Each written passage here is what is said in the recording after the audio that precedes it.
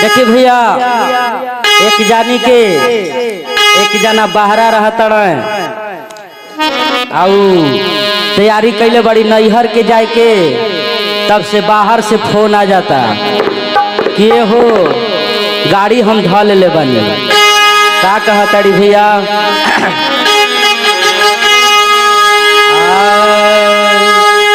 सैया छूट लेके आवत बाड़े घरवा, सैया छूट लेके आवत बाड़े घरवा, आज टेलीफोन आइल हा, सैया छूट लेके आवत बाड़े घरवा, आज टेलीफोन आइल हा।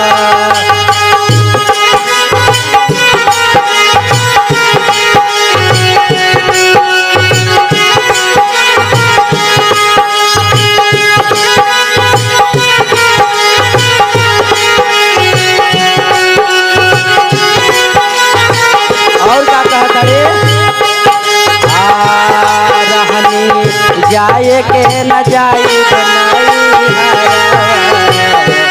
रहनी, जाए के न जाए बनाई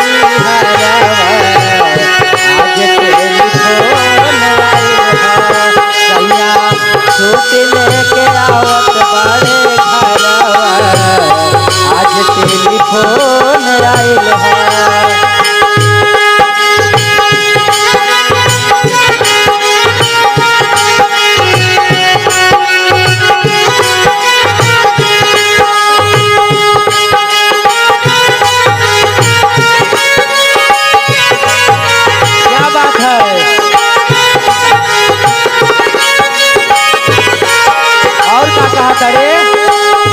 कैसे बताई सैया कितना हमके मानता रे,